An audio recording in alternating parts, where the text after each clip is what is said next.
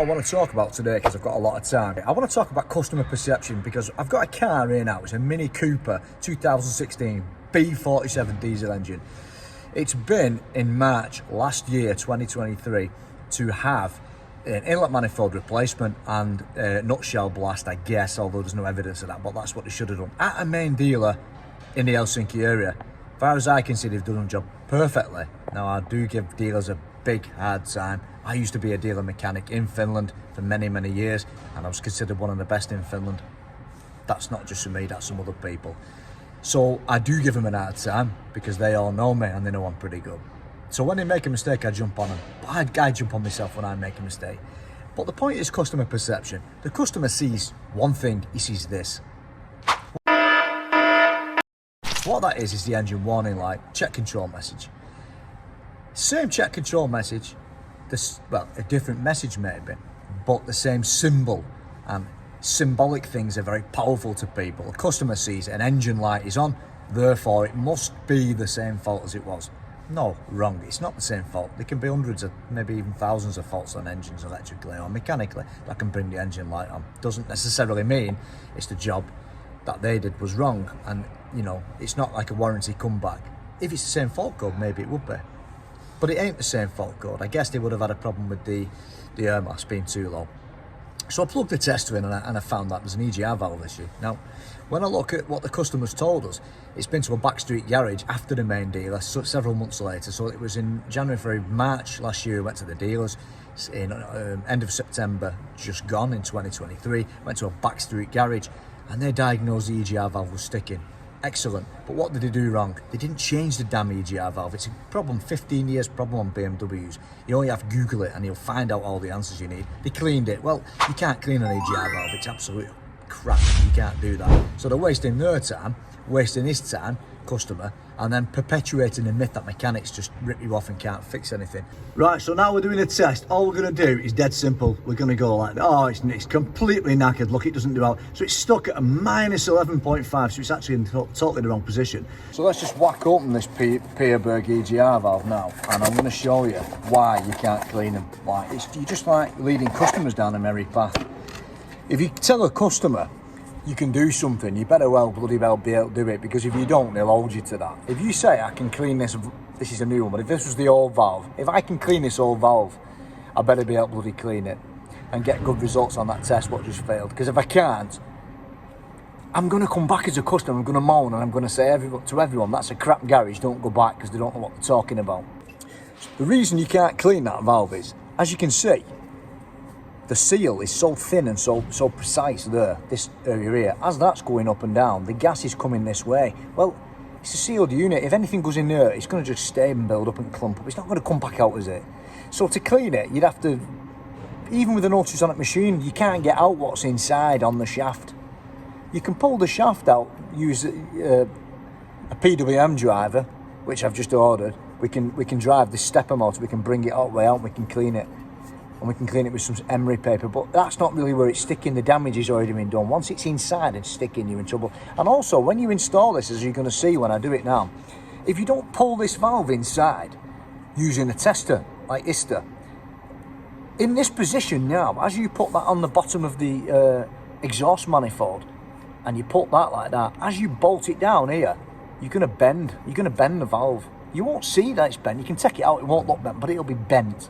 And then it'll stick, and that's what can happen, you see. So there's no guarantee in that. If you don't do that, it's going to be knackered. It's that simple. When you've done this job as long as I have, alarm bells start to ring in your head when you see stuff. So for example, this wasn't on proper, it was just dangling about. And also, they've destroyed the connector. There's nothing to lock that connector on whatsoever. Look, it's totally blank. So you're going to get an air mass fault, because that eventually is going to absolutely break and come off.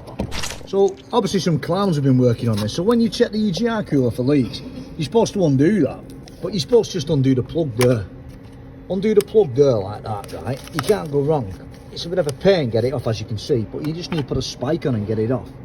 Because what they've done wrong there now by doing that, stupidity, is they've just literally undone the bloody 14mm bit there, and they've twisted it.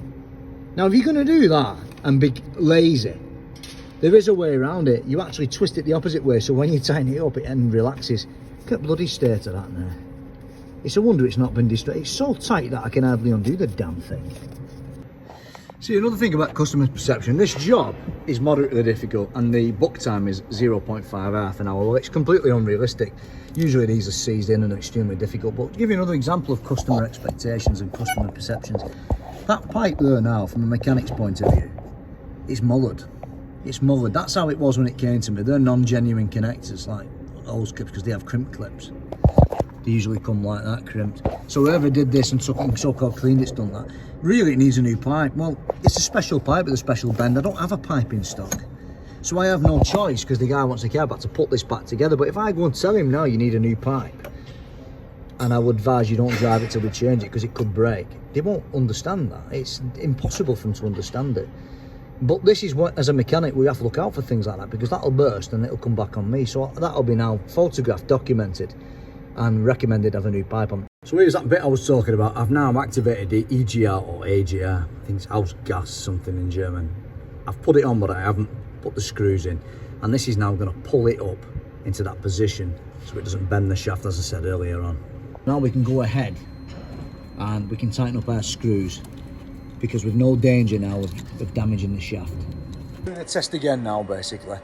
And as you can see, there's absolutely nothing wrong with it, and that's what we need to do. We've got a record of all this now. We can print it out and I'll show you that in a minute, so the customer can get the full record of everything I've done today. It's called faster data, and I'll show you exactly what that is. There's a bit of a close-up for you, that everything is now tickety-boo and hunky-dory and pretty much the same, because it isn't sticking anymore.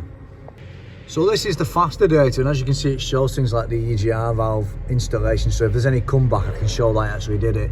On this side here, there's a date and time stamp, so it shows like what time and date I did it, so it shows how long I was on the job. So if they moan about the price, they can see all that type of stuff. So all that shows the customer that I've done the job right, essentially. So we just attach that now to the thing, and then everyone's happy. Hope you enjoyed that. The job's now done. And I just thought I'd highlight customer perception versus, like, you know, my perception of other mechanics, my perception of customers. Sometimes we're wrong, sometimes they're wrong, sometimes they're right, sometimes we're right. And the aim is to get in the middle, so we're all right. Thanks for watching. Last video, prior to one I did today, was 21,000 views in a couple of days. Most I've ever had. Fantastic. Thanks for that, and thanks for the over, I think there are 200 new subscribers with that one video. So if you could share and like and subscribe. I think it was 3,500 shares of my channel content last month alone. That's a lot, that 3,500 people sharing it, or 3,500 shares, not necessarily 3,500 people. Anyway, hope you liked it. See you soon.